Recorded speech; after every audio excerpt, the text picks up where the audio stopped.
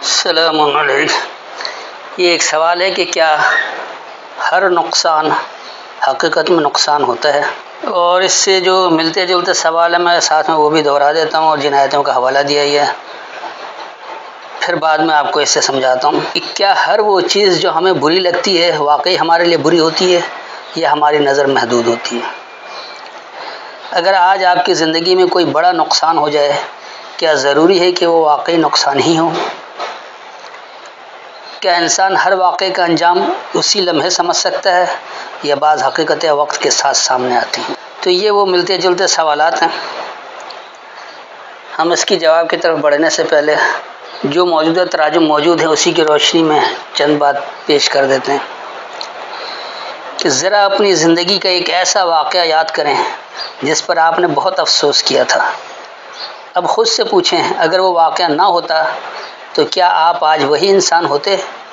قرآن ہمیں سکھاتا ہے کہ انسان ہر نقصان کی حقیقت فوراً نہیں سمجھ سکتا۔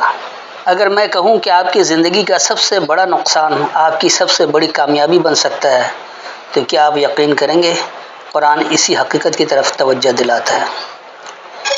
کیا کبھی آپ نے کسی واقعے پر افسوس کیا اور بعد میں احساس ہوا کہ وہی آپ کے حق میں بہتر تھا؟ جو چیز آج آپ کو رلا رہی ہے، کیا ممکن ہے کل وہی آپ کی زندگی بدل دے؟ کیا ہر بند ہونے والا دروازہ سزا ہوتا ہے یا بعض اوقات نئی راہ کا آغاز؟ اگر اللہ ہر واقعے سے باخبر ہے تو کیا ہر نقصان کے پیچھے بھی کوئی حکمت ہو سکتی ہے؟ تو یہ ہیں وہ سوالات اور اس کے تحت کچھ ملتے جلتے جملے تاکہ بات سمجھنے میں ذرا آسانی رہے۔ سورہ بقرہ کی آیت نمبر 216 کے مطابق انسان کسی چیز کو ناپسند کرتا ہے حالانکہ وہ اس کے لیے بہتر ہو سکتی ہے، اور کسی چیز کو پسند کرتا ہے حالانکہ وہ اس کے لیے نقصان دہ ہو سکتی ہے۔ تو اللہ کا علم انسان کے علم سے وسیع تر ہے۔ سورہ تغابن کی آیت نمبر 11 میں کہ کوئی مصیبت اللہ کے علم کے بغیر نہیں آتی۔ ایمان انسان کو مصیبت کے وقت درست سمت اور بصیرت دیتا ہے۔ آزمائش کا مقصد صرف تکلیف دینا نہیں بلکہ انسان کی رہنمائی بھی ہو سکتا ہے۔ قرآن کے مطابق ہر نقصان کو صرف ظاہری نتیجے سے نہیں پرکھا جا سکتا، بعض اوقات وقتی نقصان مستقبل کی بہت بڑی بھلائی کا راستہ بن جاتا ہے۔ اب میں پہلے آپ کے سامنے حالات حاضرہ کے تحت کچھ سوالات رکھوں گا اور پھر اس کے بعد ان دونوں آیت کی حقیقت آپ کو واضح کروں گا کہ اللہ احکامات کیا دے رہا ہے اور ہم نے اس کو کیا بنا رکھا ہے۔ کراچی، لاہور، دہلی، لندن یا نیو یارک، دنیا کے کسی بھی شہر میں کسی شخص کی اچانک نوکری ختم ہو جاتی ہے۔ وہ سمجھتا ہے کہ اس کی زندگی ختم ہو گئی۔ چند ماہ بعد وہ اپنی مہارت سے آن لائن کاروبار یا نئی ملازمت شروع کرتا ہے جو پہلے سے بہتر ثابت ہوتی ہے۔ اس کو اگر آپ آیت سے تعلق جوڑ لیں تو سورہ بقرہ کی آیت نمبر 216 کے مطابق ممکن ہے تم کسی چیز کو ناپسند کرو اور وہی تمہارے لیے بہتر ہو۔ ایک طالب علم اپنی پسندیدہ میڈیکل یا انجینئرنگ پروگرام میں داخلہ نہیں لے سکا۔ وہ اسے اپنی سب سے بڑی ناکامی سمجھتا ہے، مگر بعد میں دوسرے شعبے میں جا کر ایسی کامیابی حاصل کرتا ہے جس کا اس نے کبھی تصور بھی نہیں کیا تھا۔ ایک تاجر نے اپنی ساری بچت ایک کاروبار میں لگا دی مگر نقصان ہو گیا۔ اس تجربے نے اسے جلد بازی، غیر ضروری خطرات اور غلط فیصلوں سے سبق سکھایا اور آئندہ وہ زیادہ مضبوط کاروبار قائم کرنے میں کامیاب ہوا۔ کسی علاقے میں سیلاب، زلزلہ یا جنگ کی وجہ سے لوگ اپنا گھر چھوڑنے پر مجبور ہوئے۔ ابتدا میں سب کچھ کھو گیا محسوس ہوا، لیکن نئی جگہ بچوں کو بہتر تعلیم، روزگار یا محفوظ ماحول ملا۔ تو مصیبت کے بعد بھی انسان کے لیے خیر کے دروازے کھل سکتے ہیں۔ ایک شخص دل کی بیماری یا شوگر کے بعد اپنی پوری زندگی بدل دیتا ہے۔ ورزش شروع کرتا ہے، خوراک بہتر بناتا ہے، خاندان کے ساتھ وقت گزارتا ہے۔ وہ بعد میں کہتا ہے اگر میں بیمار نہ ہوتا تو شاید کبھی نہ بدلتا۔ منگنی یا شادی کا رشتہ ختم ہو گیا، اس وقت دل ٹوٹ گیا، مگر چند سال بعد بہتر کردار اور بہتر ہم آہنگی والا شریک حیات ملا۔ کسی نے جذبات میں آ کر ایک پوسٹ یا ویڈیو شائع کی، شدید تنقید ہوئی۔ بعد میں اسی تجربے نے اسے تحقیق، ذمہ داری اور گفتگو کے بہتر انداز کی طرف متوجہ کیا۔ بہت سے لوگ معاشی یا سماجی مشکلات کی وجہ سے اپنا شہر یا ملک چھوڑتے ہیں۔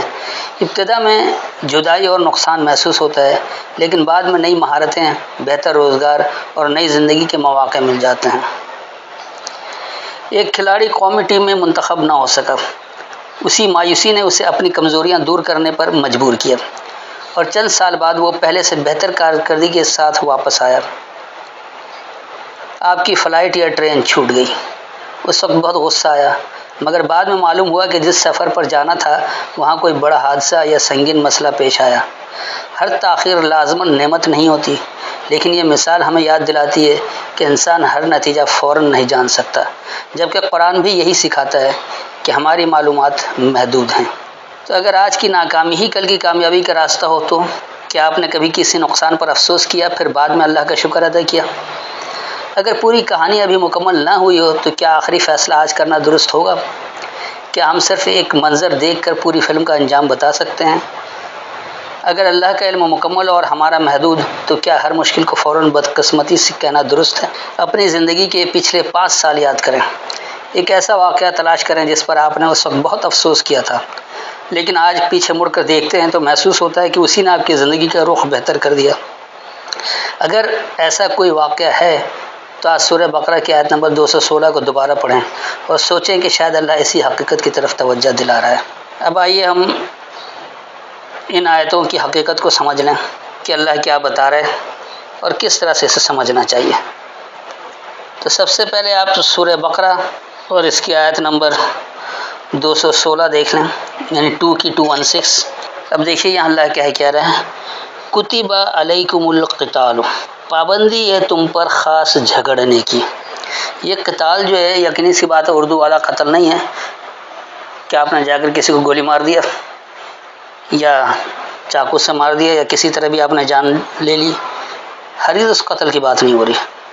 عربی میں قتل کہتے ہیں جھگڑے کو۔ یہ ٹھیک ہے کہ قتل کا آخری انجام اردو والا قتل بھی بن جاتے ہیں، لوگ جان سے بھی چلے جاتے ہیں، لیکن ضرور نہیں کہ ہر جھگڑے میں ایسا ہو۔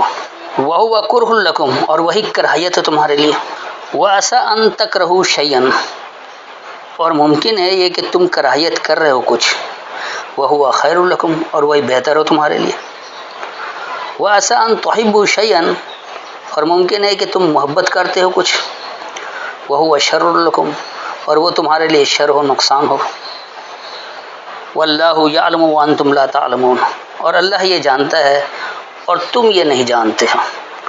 تو اس آیت میں اللہ نے واضح طور پر بتا دیا کہ تم پر جھگڑنے کی پابندی ہے، یعنی تم پر یہ پابندی ضرور ہے کہ تم کوئی بھی معاملات کرو تو اس کے ہر پہلو سے جائزہ لینے کے لیے لوگوں سے بحث مباحثہ بھی کرو، جھگڑو، حالانکہ وہ تمہارے لیے کراہیت بھی ہے، تم اسے ناپسندیدہ بھی سمجھتے ہو، لیکن اس کے باوجود جھگڑو۔ اس سے ہوگا کیا کہ آپ کے سامنے تمام بات نکھر کر آ جائے گی، اور ممکن ہے کہ تم کچھ کراہیت محسوس کر رہے ہو اور وہ تمہارے لیے بہتر ہو جائے، اور بعض لوگ اس سے بڑی محبت کرتے ہیں کہ ایسا ہو گیا تو بہت اچھا ہو گیا، لیکن نتیجہ کیا ہوتا ہے کہ وہی اس کے لیے نقصان دہ ہو جاتا ہے، شر ہو جاتا ہے، فساد ہو جاتا ہے، کیونکہ وہ عقل و شعور کی روشنی میں صحیح سے پرکھ نہیں پایا۔ تو اللہ یہ واضح کر دے رہا ہے کہ اللہ جانتا ہے، تم نہیں جانتے ہو، تم علم نہیں رکھتے ہو، اللہ کو ہر بات کا علم ہے۔ تو اگر آپ اپنے ہر معاملے کا، ہر عمل کے پیچھے آپ ہدایت کی روشنی کو مد نظر رکھیں، آپ دیکھیں کہ یہاں قرآن کی ہدایت کیا ہے، تو پھر آپ کو فائدہ ہی فائدہ ہوگا۔ لیکن اگرچہ آپ نے اللہ کی نصیحت کو بھلا دیا اور آپ اپنی خواہشات کے پیچھے چل پڑے، چاہے لوگوں سے پوچھ کر، کسی کے مشورے سے، یا اپنی خواہشات کی وجہ سے، تو یاد رکھیے اس میں آپ کا نقصان ہو سکتا ہے۔ حالانکہ آپ اپنے عقل کی روشنی میں سمجھتے ہیں کہ بڑا فائدہ مند ہے، لیکن وہ فائدہ مند نہیں ہوتا ہے، اس لیے کہ آپ اس کے پیچھے کیا فلسفہ پوری طرح آپ نے سمجھا نہیں ہے۔ تو بہت سے ایسے معاملات ہوتے ہیں جو بظاہر آپ بالکل نہیں سمجھ پاتے ہیں، لیکن انجام کار آپ کو کچھ عرصے بعد پتہ لگتا ہے کہ وہی بہتر تھا۔ اس لیے کوشش کیا کریں کہ ہمیشہ اللہ کی بات کو، اللہ کی ہدایات کو مد نظر رکھیں، اپنے ہر عمل کا جائزہ قرآن کی حدیث سے تلاش کریں، یعنی اللہ کے کلام سے۔ اللہ نے اپنے کلام میں اپنی حدیث بیان کر دی، لیکن اگر آپ نے اللہ کے کلام کے علاوہ غیر اللہ کے کلام کا سہارا لیا تو گویا آپ اللہ کے ساتھ شرک کر بیٹھے، ملاوٹ کر بیٹھے۔ تو ہدایات میں اگر آپ نے ملاوٹ کر لیا تو آپ اللہ کی دی گئی ہدایت تک نہیں پہنچ سکتے. یقینی سی بات ہے کہ یہاں بہت پریشانی ہوگی. اب آئیے آپ دوسری جگہ سورہ تغابن اور اس کی آیت نمبر 11 یعنی 46 کی 11 دیکھیے یہاں اللہ کیا بات کر رہا ہے. ما اصابہ من مصیبت، جو پہنچے کوئی مصیبت سے، الا باذن اللہ، صرف اللہ کے ضابطے کو. ومن یؤمن باللہ، اور جو یہ مان لیتا ہے اللہ کو، یہدی قلبہ، تو ہدایت ہے اس کے پلٹنے کی. واللہ بکل شیء علیم، اور اللہ ہر ایک شے کو جاننے والا ہے. تو دیکھیے اس آیت میں اللہ نے کتنے واضح طور پر بتا دیا. سب کہتے ہیں مائل ہونے کو، پہنچنے کو، تو جو بھی تمہیں پہنچ رہا ہے، جو مائل ہو رہا ہے تمہاری طرف، کوئی مصیبت سے، کوئی بھی پریشانی، کوئی مصیبت اگر آپ کی طرف مائل ہو گئی ہے، آپ کو پہنچ رہی ہے، تو وہ صرف اور صرف اللہ کے ضابطے کی تحت ہے. الا باذن اللہ، اللہ نے اس کو واضح کر دیا کہ صرف اللہ کا ضابطہ ہے، کیونکہ ہر ایک شے کا پیمانہ اللہ نے مقرر کر رکھا ہے. اللہ کہتا ہے ان اللہ علی کل شیء قدیر. تو جو کوئی بھی اللہ کو مان لے، یہ اس کے پلٹنے کی ہدایت ہے. آپ نے اللہ کو مان لیا تو اب آپ اپنے ہر عمل کا جائزہ اللہ کے کلام سے لیں گے. آپ دیکھیں کہ اس معاملے میں اللہ کی ہدایت کیا ہے. پھر اگر آپ اپنا لائے عمل ترتیب دیں گے تو کامیابی کی طرف جائیں گے. لیکن اگر آپ نے اپنے معاملات میں اللہ کی ہدایت کو مد نظر نہیں رکھا، لوگوں کے کہنے پر، بڑوں کے مشوروں پر، دوست احباب سے مشورہ کر کے عمل کر لیا اور اپنے خواہشات کے پیچھے چل پڑے اور اللہ کی ہدایت کو آپ نے مد نظر نہیں رکھا، تو پھر وہ بظاہر کتنا ہی اچھا کیوں نہ ہو، وہ آپ کے لیے برا بن جاتا ہے. تو جو کوئی اللہ کو مانے گا، اس کے پلٹنے کی ہدایت ہے، وہ پھر اپنے عمل کا جائزہ اللہ کی کتاب سے لیتا ہے، تو فوراً پلٹ جاتا ہے کہ اللہ کا حکم نہیں، ہم نہیں کریں گے. جیسے آپ مثال کے طور پر دیکھ لیں کہ معاشرہ آپ کا کہتا ہے کہ آپ 2.5% زکوٰۃ نکال دو سال بھر میں، آپ کا مال پاک ہو گیا. حالانکہ آپ بے ایمانی سے، رشوت سے، ملاوٹ سے، کسی کا مال کھا کر، ناحق کسی کا نقصان پہنچا کر آپ نے فائدہ کمایا ہو، اور آپ نے 2.5% زکوٰۃ کے نام پر نکال دیا. آپ نے سمجھا کہ آپ کا سارا مال پاک ہو گیا. اللہ یہ ہدایت نہیں دیتا ہے. اللہ تو آپ کو بہتر اعمال کی توفیق دیتا ہے. وہ یہ نہیں کہتا کہ کسی کو نقصان دو، کسی کو دھوکہ دو، کسی کا مال ناحق طریقے سے کھا کے استعمال کر لو، کسی کا حق غصب کر لو. یہ سب کچھ نہیں ہونا چاہیے. آپ کر کے ابھی 2.5% نکال دیں تو کیا آپ نے اللہ کو کوئی گنڈا ٹیکس لینے والا سمجھ رکھا؟ ایسا ہرگز نہیں ہے. آپ کا عمل اللہ کے احکامات کے تابع ہونا چاہیے. نہ آپ دھوکہ دیں گے، نہ آپ رشوت لیں گے، نہ آپ ذخیرہ اندوزی کر کے کمائیں گے، نہ آپ کسی کا مال ناحق کھائیں گے، نہ آپ کسی کی جائیداد پر قبضہ کریں گے، نہ کسی کا مال ہڑپ کریں گے. پھر جو کچھ آپ کریں گے، اور اس میں بھی اللہ نے کسی فیصد کا کوئی تعین نہیں رکھا، بلکہ آپ نے اپنی زندگی کو نشوونما دینے کے لیے، لوگوں کو زندگی مہیا کرنے کے لیے، آسانیاں پیدا کرنے کے لیے آپ خرچ کریں گے، اور وہ آپ جتنا بھی آپ سے ہو سکے وہ کریں گے. اس میں کسی فیصد کا کوئی تعین نہیں ہے. آپ سلامتی دینے والے بنیں گے. تو یہ اللہ کا حکم یہی ہے کہ کیا کچھ کھلا رکھنا ہے، کتنا خرچ کرنا ہے، جو بھی آپ کسی کو عافیت دینے میں کام کریں، یہ اللہ کا حکم ہے. لیکن اگر آپ نے 2.5% جگہ ٹیکس کے نام پر سمجھ رکھا ہے کہ یہ اللہ کا حکم ہے، تو یہ ہرگز اللہ کا حکم نہیں ہے. لہذا آپ اپنے عمل کو پلٹ نہیں سکتے، آپ فائدہ نہیں اٹھا سکتے، آپ فلاح نہیں پا سکتے.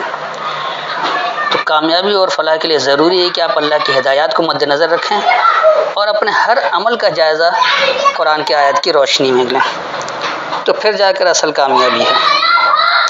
اب آپ دیکھیں کہ قرآن ہمیں یہ نہیں سکھاتا کہ ہر نقصان یقیناً فائدہ ہی ہوگا، بلکہ یہ سکھاتا ہے کہ انسان اپنے محدود علم کی بنیاد پر واقعے کا آخری فیصلہ نہ کرے. بعض اوقات جس چیز کو ہم نقصان سمجھتے ہیں وہی آگے چل کر خیر، تربیت، بصیرت یا نئی راہوں کا ذریعہ بن سکتے ہیں. یہی وجہ ہے کہ سورہ بقرہ اور سورہ تغابن کے انسان کو مایوسی کے بجائے تدبر، صبر اور اللہ کے وسیع علم پر اعتماد کی دعوت دیتی ہے. لہذا اپنے ہر عمل کی تصدیق ضروری رکھیں کہ آپ اللہ کے احکامات کو مد نظر رکھیں کہ اللہ اس معاملے میں کیا حکم دے رہا ہے.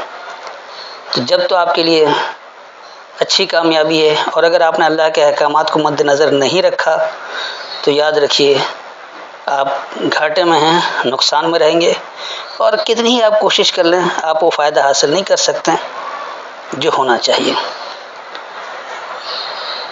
آپ کی زندگی میں ایسا کون سا واقعہ پیش آیا جسے آپ نے پہلے نقصان سمجھا لیکن بعد میں احساس ہوا کہ وہی آپ کے لیے بہتر ثابت ہوا؟ اگر مناسب سمجھیں تو اپنی رائے یا تجربہ کمنٹ میں ضرور شیئر کریں تاکہ ہمیں بھی اندازہ ہو کہ آپ کتنی توجہ اور لگن سے ہمارے درس کو سنتے ہیں اور قرآن آیت کو کھول کر اس کی تصدیق کرتے ہیں کہ واقعی اللہ کی بات ہے یا نہیں. تو جب آپ کو یہ بات سمجھ میں آ جائے کہ واقعی اللہ کی بات ہے اور اس میں اللہ کی ہدایت ہے، آپ اپنے روزمرہ کے معمولات میں اللہ کے احکامات کو مد نظر رکھیں. پھر دیکھیے کہ آپ کا ہر عمل کس قدر آسان ہو جاتا ہے اور فائدہ مند ہو جاتا ہے. لیکن اگر آپ نے اپنے ہر عمل میں اللہ کے احکامات کو مد نظر نہیں رکھا، لوگوں کے مشورے سے یا بڑوں کے کہنے سے یا اپنی خواہشات کو مد نظر رکھتے ہوئے جو آپ کے دل میں آیا وہ آپ نے کر لیا، تو ضروری نہیں کہ وہ آپ کو فائدہ ہی پہنچائے، نقصان بھی پہنچا سکتا ہے اور آپ کی زندگی کو تباہ بھی کر سکتا ہے. امید ہے کہ مکمل وضاحت ہو گئی ہوگی. پھر بھی اگر کوئی تشنگی رہ گئی ہو، کوئی بات سمجھ میں نہ آئی ہو، ذہن میں کوئی سوال چبھ رہا ہو، تو بے شک آپ آیت کے حوالے سے اپنا سوال دہرا سکتے ہیں. وقت ملنے پر آپ کو اس کا بھی جواب دے دیا جائے گا. السلام علیکم.